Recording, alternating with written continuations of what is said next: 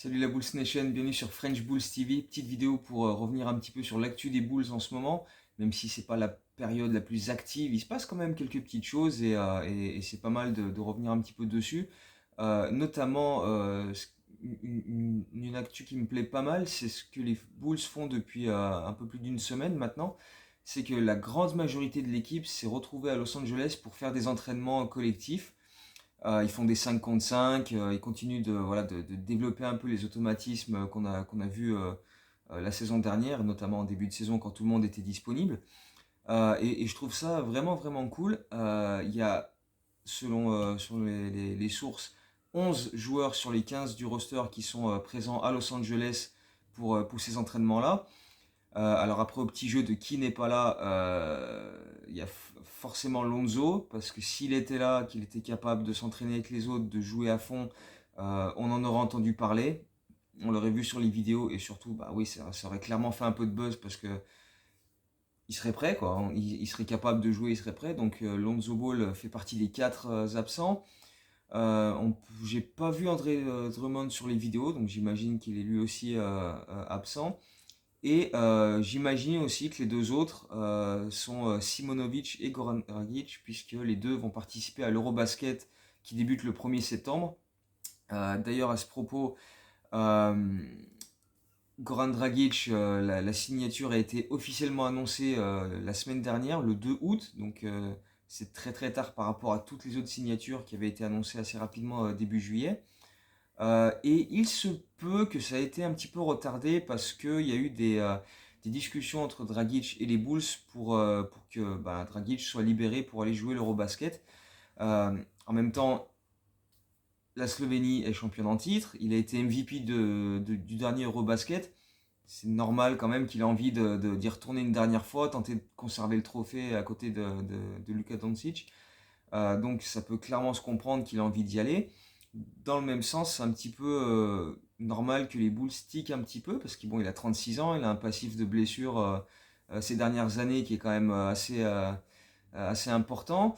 Euh, ça va, ça va lui faire jouer à peu près 2 semaines début septembre. Il va enchaîner derrière avec la pré-saison. C'est pas forcément l'idéal pour lui, encore une fois, avec son âge et, euh, et l'enchaînement de blessures qu'il a eu ces derniers temps. Donc les Bulls étaient un petit peu réticents, mais finalement un accord a été trouvé. Il est sûr et certain d'aller à l'Eurobasket. Donc voilà, tant mieux pour lui. Si ça peut lui permettre de se mettre en rythme et d'ensuite monter en puissance, après tout, ça peut pas être forcément une mauvaise chose. En plus, quand il est dans la sélection slovène, il est en confiance, c'est un des leaders du groupe, donc ça peut l'aider voilà, monter en puissance avec ensuite la pré-saison et la saison régulière. Donc du coup, on se retrouve avec 11 joueurs à Los Angeles, qui devraient donc être Zach, Demar, Vooch, Patrick Williams, Caruso, Kobe White, Derrick Jones Jr., Javonte Green, Ayo, Terry et Bradley. Donc Bradley est là-bas aussi.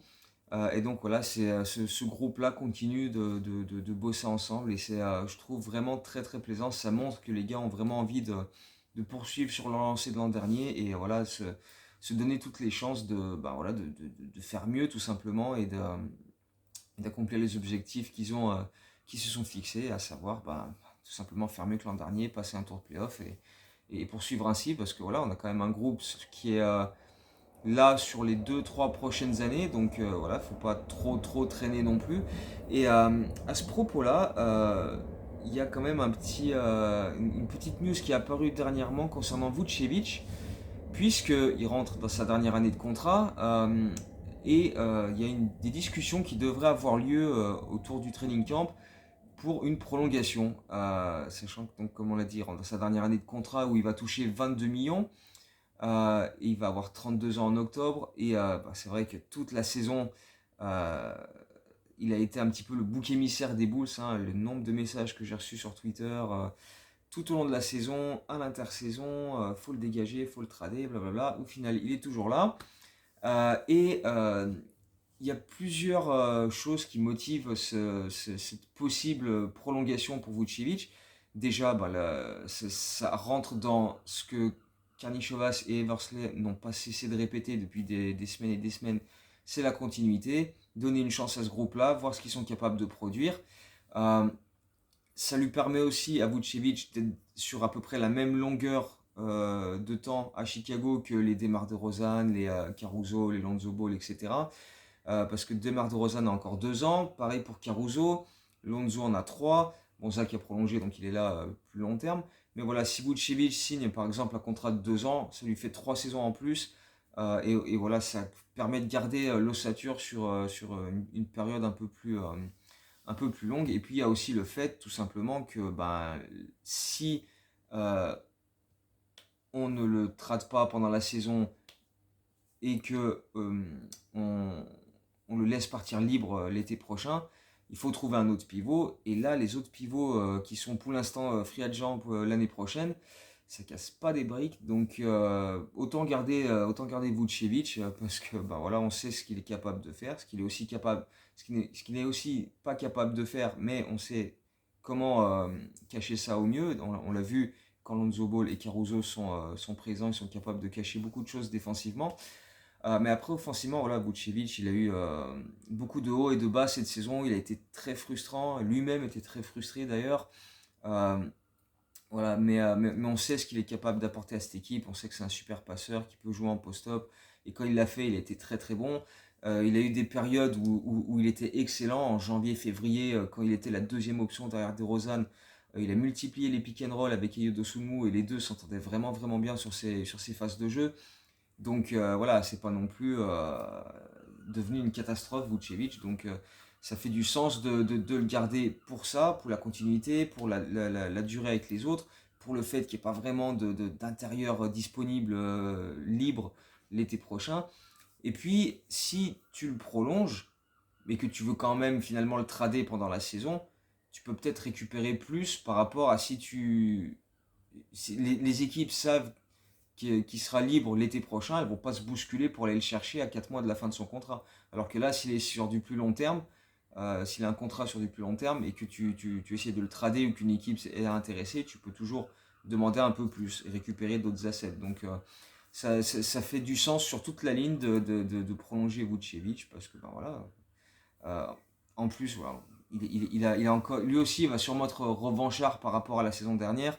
Il va vouloir prouver qu'il mérite d'être là, de faire partie de ce projet ambitieux.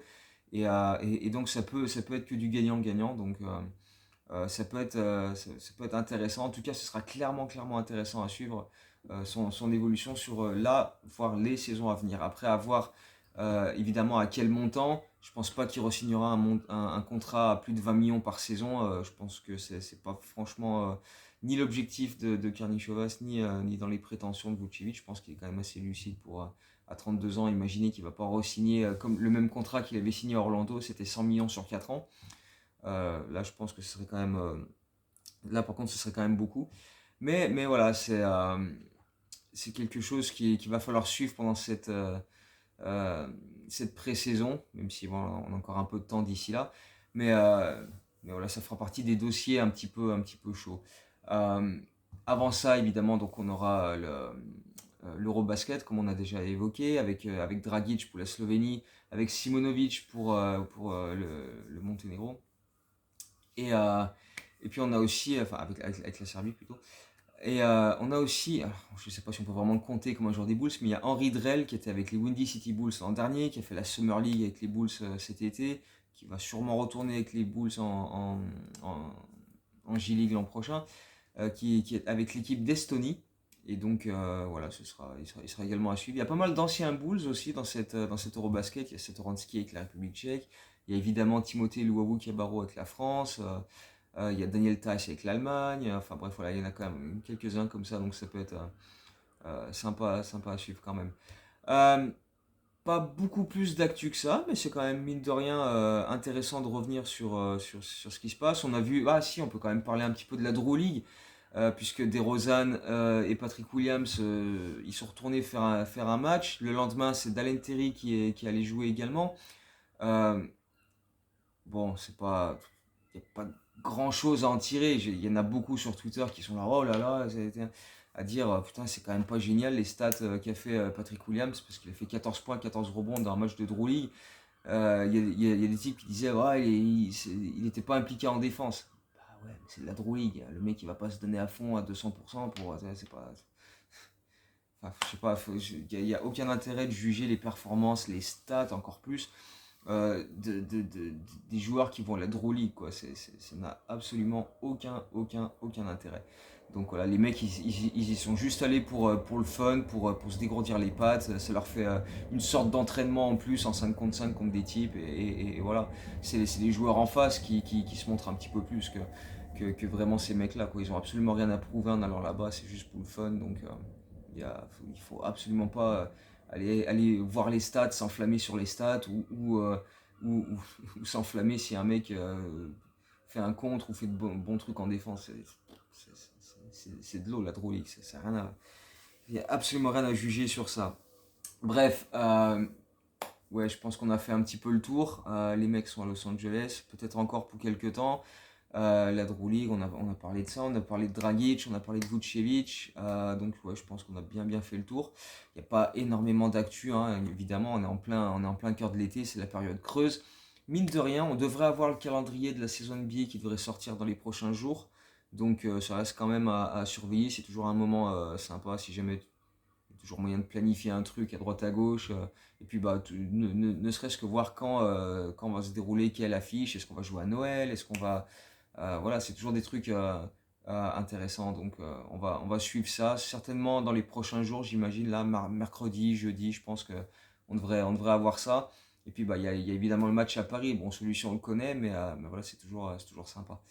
Donc, voilà, d'ici la prochaine vidéo, bah, voilà, s'il y a une actu, si on en sait plus sur Lonzo Ball, même si ça m'étonnerait, on sait jamais. Mais voilà, on refera une vidéo à ce moment-là. Et puis, bah, d'ici là, il y aura d'autres vidéos sur les Windy City Stories à venir très prochainement. Donc voilà, on aura quand même des vidéos qui arrivent dans assez peu de temps. Donc on se tient au courant. On se retrouve évidemment sur Twitter, un petit peu partout, hein, vous avez l'habitude. Donc voilà, d'ici la prochaine vidéo, portez-vous bien, profitez bien des vacances. Ciao, à très bientôt, Go Bulls.